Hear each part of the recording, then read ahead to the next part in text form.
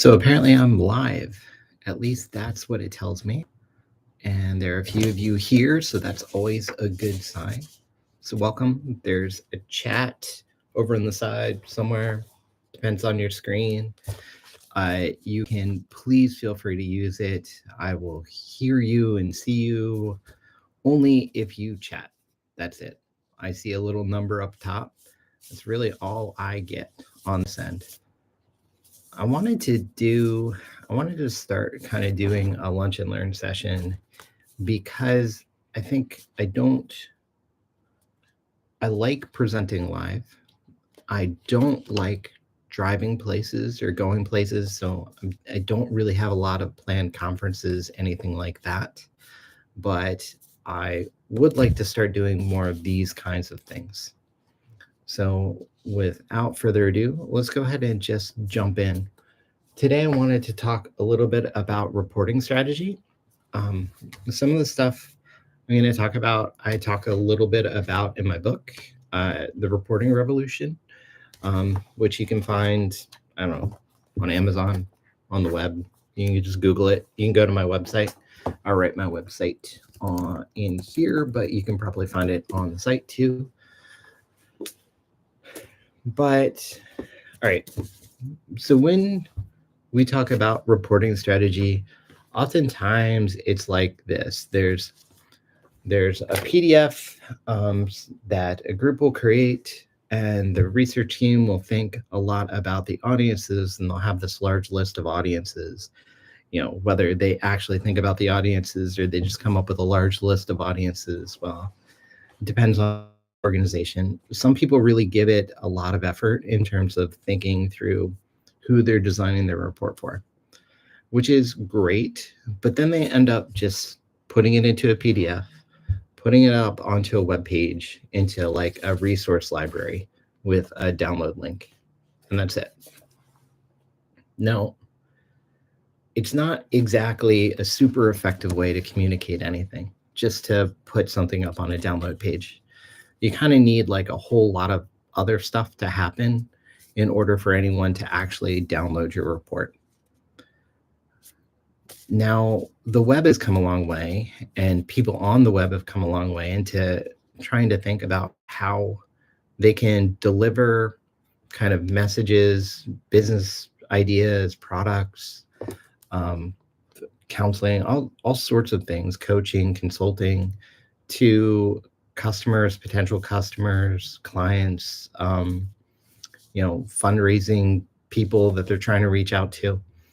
And there are all sorts of strategies by which different organizations do this kind of thing. And those strategies, oftentimes, because they were built for like a business world, they're kind of set up in a businessy kind of way. And I'd say the most popular strategy is one where it's a funnel. And so you'll hear people talking, if you kind of follow, or if you've ever jumped into like business, that kind of thing, they'll talk about a funnel, and they'll talk about how you kind of have your web traffic at the top. You try to turn them into some kind of subscribers. You have a sales page and something you sell. And this is kind of like the general business strategy. It's important for you to know this, even if you're not selling anything, because a lot of the software out there on the web, or the tools out there on the web, set up to help you communicate.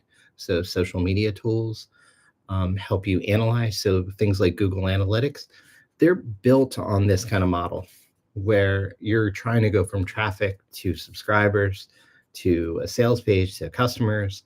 So these are different conversions when you move from one level to the other. And there's this whole funnel approach. And a lot of the tools that are out there are built around this actual funnel. For us, the funnel doesn't really make a lot of sense often when you're reporting. You can use it, you can kind of try to make sense of it in terms of how you approach your reporting, but oftentimes I don't think it really makes sense. I think it makes more sense if we flip it, but only a little bit more sense. I think one of the inspirations for the way in which I approach communication strategy is really a business strategy, a small business, a consulting business, coaching, that kind of thing. And so this is a book called Superfans, written by Pat Flynn. Um, and he talks about his model. And his model is a little bit different. It's more akin to the flipped funnel. So in his model, now again, this is still business. We're still talking about business here. We're not talking about nonprofit stuff or just sharing reports and that kind of thing, but I'll get to that soon. You have at the base, you have a casual audience. Up from that, you have an active audience. Then you have your connected community. These are people who are really kind of connected to you. And at the very top, you have super fans. And his model is usually like, you want to try to reach these groups. You want to get people from being just casual followers to active followers. So maybe they'll start commenting on your blog posts, or they'll reach out. Then they'll become connected. They'll become stronger, more connected with you. Then eventually they're going to be super fans. They're going to buy all your stuff. They're going to share about your work with others, that kind of thing. Now, how does this relate to reporting? Because that's what we're talking about today.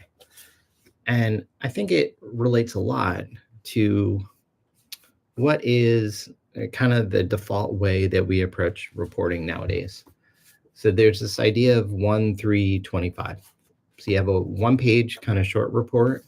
You have a 3-page executive summary, that kind of thing. And then you have a 25-page, probably visual report. And this becomes like a standard reporting approach nowadays. So if you're not doing anything, if you're just doing that regular PDF, this is probably a good place to start, where you have a 1-pager. That's just your simple thing.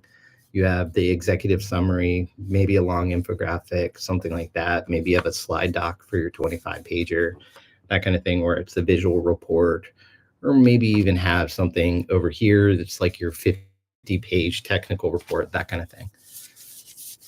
So I've created a cartoon. I think you can see it in the background here that kind of talks about this, how instead of looking at our audiences with a traditional funnel, we have to think about serving across these different levels. And in order to serve across these different levels of interest, whether we have low interest or high interest or somewhere in between, that we should really restructure and reformat our reporting to meet the needs of these different audiences, because they're different needs based on how much interest someone has in our work, or the work of our organization, the work of our evaluation, the stuff that we really want to share. And I'd say the 3 areas that I usually focus on are, we have our low interest audiences. So that would be like our social media audiences. The people might see it fly by. They're kind of quasi interested in the work of an organization. They might click on something if it's interesting or if it really appeals to them. Then we have our medium interest audiences. And this is kind of like that second stage in that upside down funnel or the pyramid. And the medium interest, honestly, a lot of our audiences that we tend to write reports for probably exist within that medium interest, meaning they're stakeholders, they're connected to our work at a certain level. Are they going to read the report? They might skim it. If it's highly relevant, they might read it. Unfortunately, sometimes even the people who commission our work are really only medium interest people. They're commissioning our work because they think, okay, we need some kind of evaluation report, but not necessarily like so much that they're definitely going to read it and they're definitely going to take it to heart. And then we have our high interest audience. And these are the people who are really interested in the work that we have to share. Maybe it's really important to their work to know what's going on, or to know how our work can help them in some kind of way. And they're usually the easiest audience to serve because they're going to read whatever. So you could create a long, boring technical report. They're still going to read it or try to read it. We might want to make it easier for them. They're going to get more out of it if we can make it a better report. This is your visual technical reports, or even just your longer reports. Let's say you take a longer report and you turn it into a slide doc, something like that. In the superfans model, he stops, and at the top, he has this idea of superfans. And these are the people who are really supporting work from a business sense. I think from a reporting sense, we don't really have those. And, one day I wish maybe that would change, but it hasn't yet. I think in business and running a small business like I have for a while, just with my creative agency, doing report design and web design and all that kind of stuff, you start figuring out that, what you're trying to do with social media, what you're trying to do with any kind of communication is developing a relationship that might be a longer term relationship. A lot of my clients that I have now, I worked with first as, they followed my cartoons. And then over time, maybe they saw a presentation I did at a conference, or they followed me into a webinar, that kind of thing.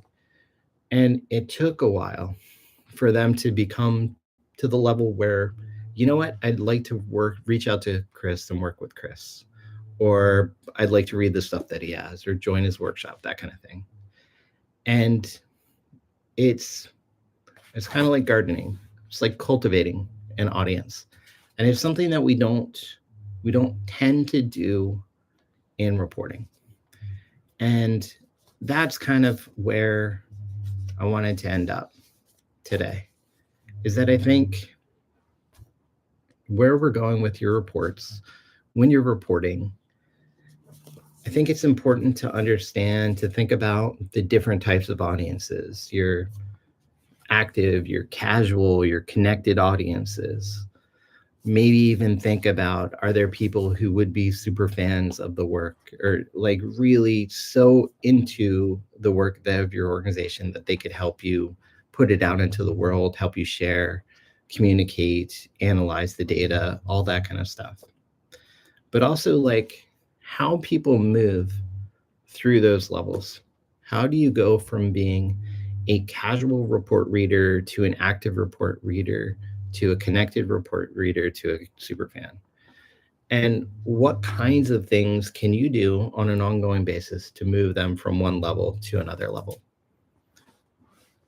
I would say also that in addition to like cultivating an audience, growing your report audience, which is something that I don't really see a lot of people talking about, that a report audience isn't just a static once a year. These are the people we have emails for that we send out our link to our PDF. It's that these are the people who are interested in our work. How can we regularly engage with these people and grow their connection with our organization, with our work, so that they're ready to receive it when we're ready to put it out? And I think there's a lot that we can do in terms of how we produce our reports that can support that. Some of the simple things. I say a lot to people in my workshop in Action Club that if you're looking at a long report, let's say you've created a long report and the long report is a thing that you've done, your organization has done for years. So you can do it every year. We get this hyper focus in like, okay, before we do anything else, we need to make that long, ugly report look better. The challenge is it can be really hard to take a long technical report and make it look nicer. But the long technical report is not the report that you create for the casual audience. It's not the report you create for the active audience. It's really only for the connected audience. And even if you make it prettier and cleaner and more visually satisfying, it's still only for this connected audience. You're still avoiding these huge swatches of audience. That is better off for you to take your long report, and rather than try to restructure that, if you only have a little bit of extra time or money, look for opportunities within your long report that you can adapt into smaller visuals like small graphics, infographics that you can then send out to your casual audiences. Or you look for things that could be maybe a carousel, maybe like a story of 10 visuals that tell a story that you're trying to communicate. That would be for somebody who is more just than seeing it passing by on the web. They want to sit and they'll actually click through, or like a little 5-minute video talking about a concept or something you learned in the report. This would help you get to this active audience, right? It's a little bit deeper than the casual audience, but not so much with this. So the idea is next time you go into reporting, if you're currently just creating the long report, it takes a lot of time and effort to make that better. But you're going to get way more value if you focus on these two levels right here. Just open up PowerPoint, open up Canva if you're into Canva and that kind of thing. I love Canva, so I use it a lot. Definitely any Action Clubber would tell you that too. And try to start creating things for these audiences by adapting the reports that you've already created for this one. And that's going to help you. I also suggest just drawing a little pyramid on a piece of paper or 3 audiences. Talk about 3: low interest, medium interest, high interest. The low interest one, you can even say it's a casual interest. So it doesn't feel like they're not interested. It's just they're casually interested. Sometimes they're interested, sometimes they're not. And when you go to create your report, your next report, try to think strategically about how you're going to reach each one of those audiences. And well, that's all I have for today. My idea for these sessions is really going to be fairly quick, 15, 20 minutes. Maybe I'll get on a roll and we'll go for a little bit longer, but not so long that it's taking a lot out of your time out. With all that said, if anyone has a question, they can pop it into the chat, and I'll give you a few seconds to do that. If not, I hope you have a great day, and we'll connect again the next time.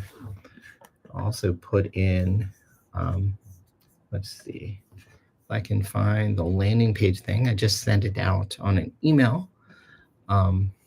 Yeah, here's the link. I'll drop the link in the chat. If you want to know when I have, upcoming sessions like this one, just go ahead and sign up there, pop in your email address, and I'll send you an email. Have a great day, and hopefully we'll see you again soon. All right, bye all.